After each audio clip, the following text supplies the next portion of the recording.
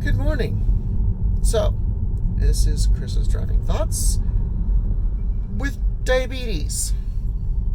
So, I was recently diagnosed with type 2 diabetes about 3 weeks ago now? Yeah, about 3 weeks ago. And it's been a bit of a roller coaster in my mind as far as how I deal with it, what it means, its impacts on me. It's type 2. So what that means is that my insulin just isn't as effective as it should be.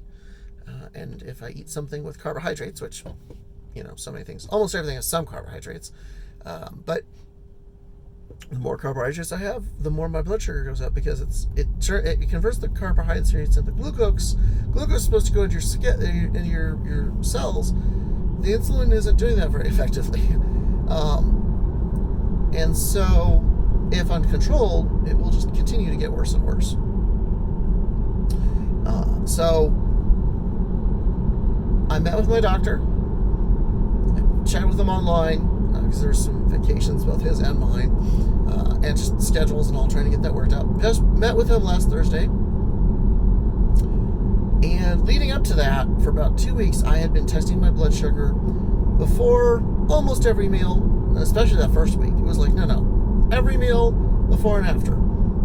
And when I went to bed and when I woke up. And, then once I got more comfortable with my numbers and how my body was reacting, I was like, okay, now I'm going to poke less often. Like, I dropped my wake up one because, honestly, I was usually getting breakfast pretty early. And so I was like, they're so close together, I'll just merge them. And then sometimes I'd be getting my dinner so late, well, I'd be going to bed so early, that I was like, well, my after dinner one and my going to bed one are so close. Again, we'll merge them. And then I started to forget, and something keeps beeping in my bag here, and I still don't know what it is. But anyways, I would forget to take my blood sugar before I started eating, and I'd be eating like halfway through the meal and be like, carb. I forgot completely and totally to,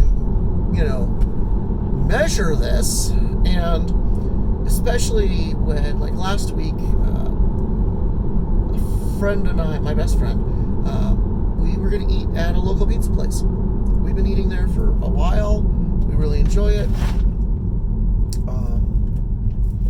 And I love supporting that local business. They also have a wings place that's also really close to us. And my family loves the wings place. And so I'm like, yeah, I want to support them. But pizza is carbs, guys. Like the red sauce, that's carbs. The vegetables, now those aren't good carbs. Meaning, well, and even the red sauce is not the best. It's definitely not the best because they'll have sugar. Sugar is a bad carb. Now, when I say bad carb, I don't mean bad carb like don't ever eat it, because in fact, that wouldn't necessarily be at all the goal of any of this. It's more, I'm just slowly turning this thing. Anyways, it's more control your blood sugar level than anything. There, fix the white balance. Anyways, control your blood sugar level so that you know where it's at, if it's safe for you or not. And you can have sugar. I mean, I could have a teaspoon of sugar. I'll see it hit, on my little monitor on my watch, for my CGM. It'll eventually smack you and go like, hey, looks like you had some blood sugar that went up to this level. Okay, cool. Like, I could do that. And if I was even concerned, I could go for a stiff walk. Or, they're not called stiff walks. That sounds wrong. Brisk walk.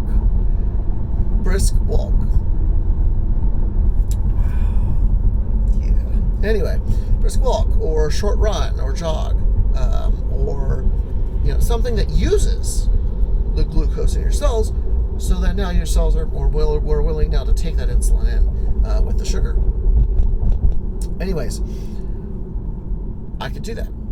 I'm not on insulin. I won't be on insulin for, ideally, ever, and if necessary, at least not for a very long time. I spoke with my friend. I educated myself like crazy. It helped that I was getting up at 4 a.m. every morning And so I was like, well, since I'm up and I can't get back to sleep, I may as well, learn more about this disease. And I did. I learned a lot. I educated myself. I just recently completed a 2-class series at Kaiser on diabetes. I knew most of the stuff that was there, and I had just learned it in these last 2-3 weeks. I'd learned it though already before the class. It was useful to have the class though. It was useful to hear some things confirmed, and to hear the numbers that they're using. I'm not sure I entirely agree with the numbers that they're using, but then also I'm trying to lose weight, and so therefore I would be on the low end of all of those scales. And in fact,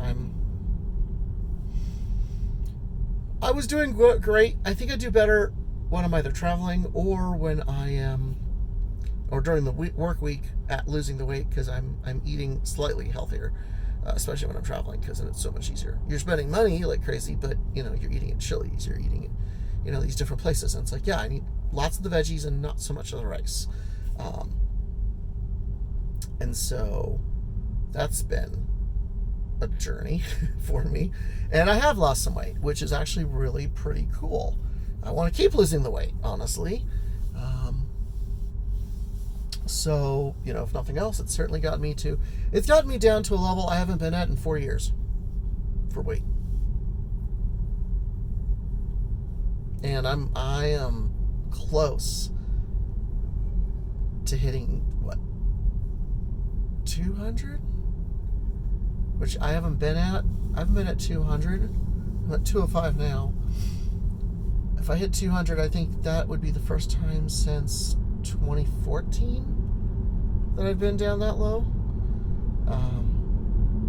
But anyways, weight loss it's a journey, and it's not a flat line or a slope. It most certainly has bumps and all sorts of crazy stuff that happens as you lose weight. And you have to be careful as a diabetic, because diabetic ketoacidosis is not commonly found in type 2 diabetics. The idea that you are in a calorie deficit, so your body's burning fat, well, if you burn enough of it, you start releasing ketones, and then you go into DKA, and it's like, should be careful about that. So I am keeping my eye on that. And now that I have a CGM, which I have there, I can see exactly how my blood sugars are and whether or not what I'm eating is helping. Which means now I can go eat at unusual places for the last 2 weeks. Like the last 2 weeks, I have been super strict on, like, okay, I can go to Chili's. I can get the steak. Usually I hold the butter anyways. And I get like broccoli and we'll go it over now. Broccoli, and I usually get the black beans, no pico. I just don't like the flavor of the pico on it. It changes the whole black bean flavor, and I don't like it. The black beans, they're not necessarily the best carbs per se, but they're actually not that bad because it's lots of fiber, which just helps in general in digestion. I've had to learn about simple carbs versus complex carbs, and loading up on those complex, not starchy carbs. Starchy carbs, potato, even sweet potato, corn and peas are kind of like the big ones. It's like, I love mashed potatoes. I love fries with I love ranch with fries added, but fries with ranch is usually how you place the order. Mashed potatoes, yeah. Now, that being said, for a while I was like, I can't eat those anymore. I can't eat those anymore. Now I can. Now that I have a CGM, I can literally, and in fact, Saturday night, Friday night, Thursday night, one of those nights, recently, no, it was after Friday night, because I had the CGM, so maybe it was Saturday night, I had mashed potatoes. Which before I wouldn't have had, because I was like, that's a lot of carbs, right? Like, it's probably too many carbs. No, I had that, I had broccoli, and I had steak. The steak had effectively no carbs. The broccoli had some carbs. Not a lot, actually, even, funny enough, but it did have some carbs, but also was relatively healthy. And then you have the mashed potatoes, and it's like, and this is the stuff I enjoy. And I could watch my numbers on my CGM and be like, okay, cool. Where is it going? You know, what's the rise look like based on the meal I just ate? And it was completely in line with very healthy meals that, you know, I didn't have a problem with. It did not go over the numbers that, you know, my doctor sort of given me and said, hey, you know, stay with it. Here's the numbers. Luckily, my numbers are all standard. So, like all the apps and all already know the numbers. But I guess the component I really wanted to get to was diabetes restricts your life in a lot of little ways. But having a CGM has given me back some of that freedom. I can have something. I can have a candy bar. But I'm going to watch my blood sugar. Not measure the carbs and be like, oh, this is 32 carbs. Okay, well, 32 grams of carbs. Well, okay, cool. So if I pair it with this much broccoli and this much this and this much that, I can include it into a meal. Or, oh, as a snack, maybe I have like half the bar. And then the other half is carrots. Yay. You know, yes, certainly that might be healthier than, say, eating the entire candy bar. And that's fine. Part of what I need to do is change my mental view of how I eat and what I eat. To be like, yeah, I like carrots. I do like carrots. Okay, well, what if I added a little bit of ranch? The ranch isn't the healthiest thing in the world, but if it makes me happier to eat carrots, I'm more likely to eat the carrots, which means I'm more likely to be compliant with where we need my blood sugar to be. But having a CGM allows me to, say, eat at a pizza place and be like, okay, let's try it without eating the crust. If I just don't eat the crust, the outside crust, obviously the bottom crust, you eat. But if I don't eat the outside crust, let's see how that affects my blood sugar. And now I can go, yeah, because it's more of a New York style anyways. It doesn't have a really thick crust. I used to love the thick crusts. And now it's like, well, I'm not going to eat this thick crust probably. Why? Because it's really just a whole bunch of carbs and actually gives me no benefit. And I understand that. And I'm like, yeah, that's fine. I can give that up. When I go to Bojo's, I'm going to have a harder time with that. My wife and I were just talking about, hey, we can go to Bojo's, except, you have diabetes, so you're not going to want their pizza. And I was like, well, I still want their pizza, but maybe we measure and we monitor, how that crust is affecting me. But with the CGM, it's like, no, I'm not playing a guessing game, and it doesn't hurt to get the data, which sucks. And the other problem is I really only use my left hand for the blood draws. My right hand, I don't know what depth. I hate pain, and I have to use 2.5 on this hand for these fingers. I try 3 on my right, and it's still not enough, and I'm squeezing, and I'm like, I need the darn blood drop. Come on, come out, you stupid thing.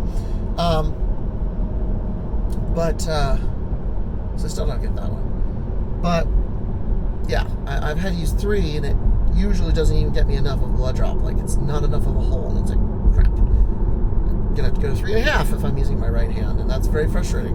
So I end up just using my left hand, and then poking bottom and top and bottom and top and bottom and top, and the forefinger doesn't. Also, it's a little thicker, I suspect. So not so much that one, and so it ends up.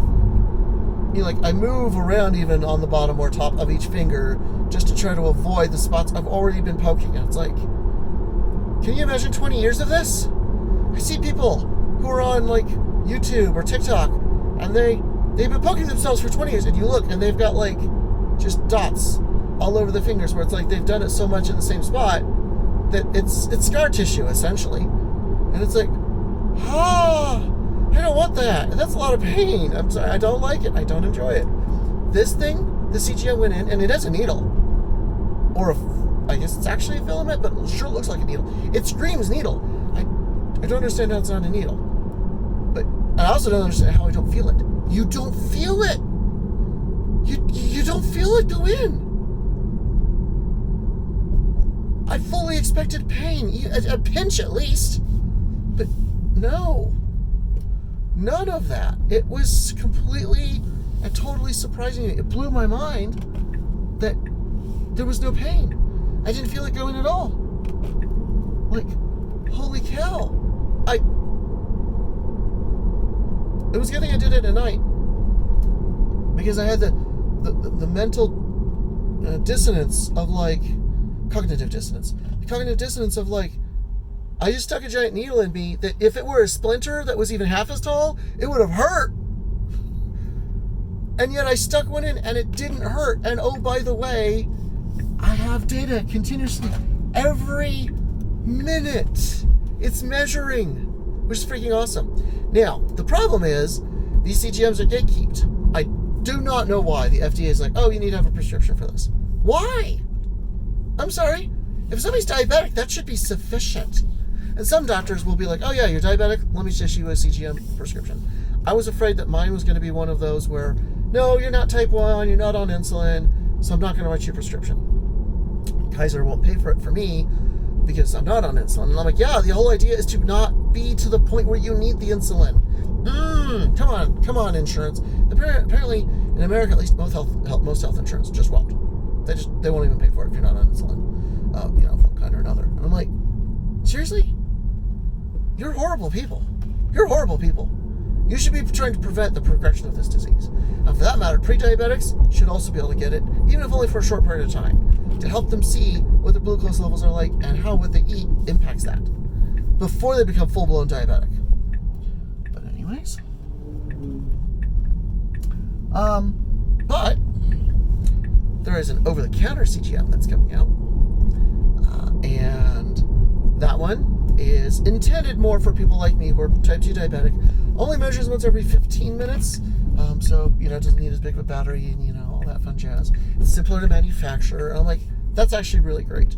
Personally, I love mine, and unless the price difference is huge, I'm probably just going to keep getting the Libre 3 because honestly, I love it.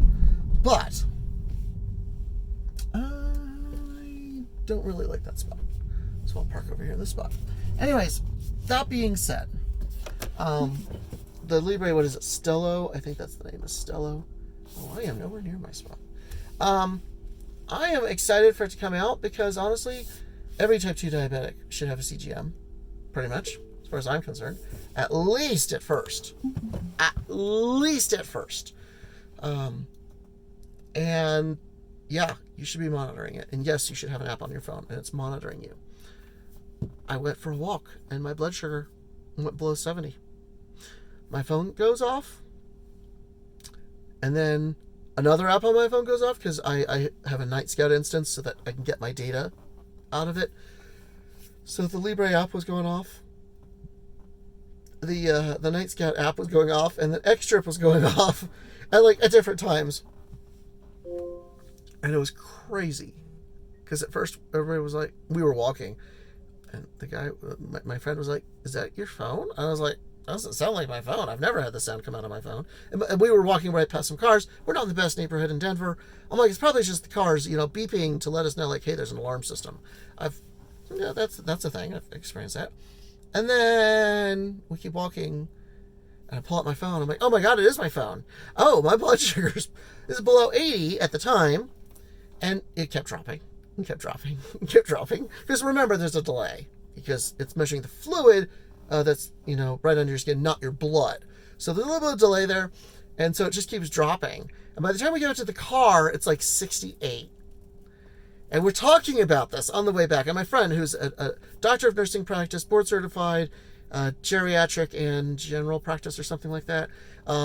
He is experienced. He teaches nurses, which is freaking awesome. And he's like, that's weird, the medications you're on shouldn't be causing that. And I'm like, I'm on an extended release medication. It's not the medication that's causing this. It's the walk we just took. It's got to be. That's the only correlation. And I had a relatively healthy dinner with actually not a lot of carbs. Mostly because there just weren't a lot of carbs to be had. A lot of it was protein. It was Indian food. The carbs that were to be had honestly didn't look appealing at all to me. They didn't have, if they'd had the broccoli out, I would have eaten the broccoli. I would have put lots of broccoli on the plate. But they didn't have it out that day. They had something else out that I looked at and went, that's disgusting. Oh, I did have some beans.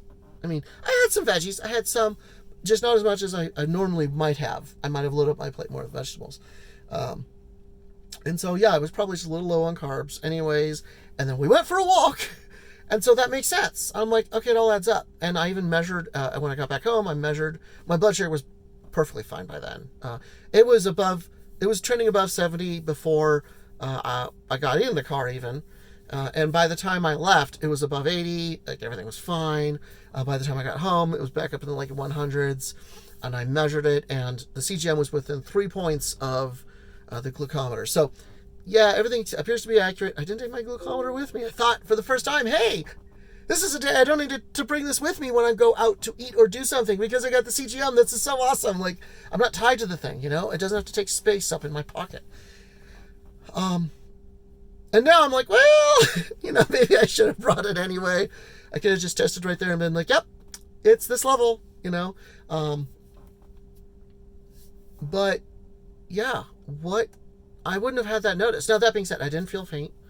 I didn't feel lightheaded much. I often feel a little bit like just odd in the head, and so I can't quite pin down, is this lightheadedness or is this just me feeling weird? I didn't feel any symptoms, but the things you don't always. And it's possible that, like, if we'd continued walking, and we were already on our way back, but if I'd continued walking, my blood sugar have dropped even further. We won't know until I get more data, until I do more stuff, and I'm using CGM, and then go, okay, cool, this is how it's affecting me. Now I understand, hey, I need to, I've got hard candy in the back of the car that I got there when I got my diagnosis, and I did my research, and it said, yep, you should always have, some kind of hard candy, sugar candy to, so that if you do have low blood sugar and you need a little pick me up really quick, you can do it. I was like, okay, cool, no problem. That's easy enough to do. So I keep them in my car, because I'm generally never going to be too far away from my car, in a situation. But still continuing to learn. I think CGM should be available for every type 2 diabetic, automatically. And I don't even see why CGMs are gatekept at all. I do not understand why. And if it's being gatekept because the manufacturers don't want to manufacture enough of them, fork that. That's not a choice. That's not something the FDA should be gatekeeping. Not at all. I understand why the FDA, I don't always agree with it entirely, but I understand why they gatekeep some of the stimulant medications for ADHD, which I also have, and I take those medications. I understand that, at least, okay? Because people could be harmed if they're taking medication that they don't need. Who's going to be harmed from taking a CGM? How are you going to harm them? It doesn't inject anything. It just monitors your blood glucose, talks to an app, and you're making decisions based off of that, which means you're making decisions based off of that. I don't see it. I don't agree with it, personally, at all. But I am happy to hear there's an over-the-counter one, because more type 2 diabetics will get it. It wouldn't work for type 1s or type 2s with insulin, because you need the quicker feedback. And in fact, there's even this whole loop concept where your glucometer or your CGM can actually talk to your insulin pump, which is great. I think that's a freaking awesome thing. There's a whole community of people. We Are Not Waiting, I think, is their hashtag. They're also known as the Night Scout community, because what they do is they built an open source app that will get the data from your various vendors, systems, whatever, and then allow you to use it in different ways, both with apps, watches. I literally have a little watch face here that has, you can't really see it very well, but there's this whole graph of where my blood sugar has been. If it starts to go red, it goes red, like all of these things. Like right now I'm at 117. I can glance down and see that. Do you know how empowering that is? There is no Freestyle Libre watch app or widget or watch face or anything on the watch whatsoever. I'd have to pull out my phone. I then have to launch the app. And then I can see it, and then I can only see what they want me to see. I see a little bit of data. I don't see a lot. And it gets rid of the noise, which means that you see less of the data.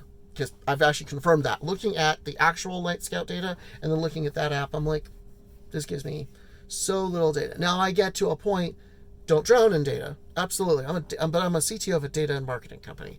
I love data. And the average person, yeah, the app would be fine, but they should also have a watch app. They should have a watch app, a watch face, a watch widget, all that stuff, so that you can then do it the way you want, as opposed to the way they want, which frustrates me when people are like, nope, you can only use it this one way because that's all we ever think that anybody would ever need. Just like with CGMs. type 2 diabetics would benefit from CGMs that are not, the ones that are not on insulin. We still benefit from having a CGM because now I can eat something. And somebody's like, oh, I just picked it up from the bakery. I'm not sure what it has in it, how much sugar, how many carbs. I can be like, okay, cool. I'll have the smallest piece that you can give me, and then I'm going to monitor it. And if in 15, 20 minutes I need to go for a walk, then I go for a walk. And if 15, 20 minutes later I come back for more, then I come back for more. That is hugely empowering, because otherwise you're going to look at diabetes and go, there's a whole bunch of things I can't eat anymore. Like ever again. Like ever again. It's very easy to go down that road. That it's a distress road, really. It's very easy to fall into that trap. And a CGM gives you the data that you need to say, no, I'm not going to have a can of Pepsi unless I'm like really low. But Diet Pepsi, okay, sure. Which I was drinking Diet Pepsi before this, but I could have a candy bar. In fact, I have a candy bar. In fact, I think I have a candy bar somewhere in the car that I wanted to take in. No, I ate it last night. That's right, I ate it last night, and it's a normal candy bar. It's like Hershey's with almonds. And I enjoy those. I enjoy those so much. And I was like, I'm not going to be able to eat these anymore, am I? No, I can. And I can monitor my blood sugar to know, do I need to then do something about having eaten that or not? It's freaking awesome. It's freaking awesome. I love it. I originally thought when I talked to my doctor, yeah, I'm only going to want a CGM for like a couple months. Just get my diet in tune and just kind of make sure that, everything's safe. And honestly, then I can try some of my local places so I can still go there as opposed to only the big chain restaurants. And what surprised me was he said, oh, I'm all for it. Go for it. I will happily write you a paper prescription. Kaiser won't cover it, but I'll give you a paper prescription. Take it to, wherever you want to take it. Get your Freestyle. He's like, I'm a fan of CGMs and of people using CGMs, especially where it helps them be compliant and stay within their goals. And I'm like, yes, I will happily. Had to take it 3 different places, but the third place finally had the Libres. And I was like, great, I need 2. And yeah, that is so exciting. I've got the overpatch, whatever they're calling it, applied. This one was a little odd to apply it, stretched in weird ways. But that being said, I got to go in here shortly.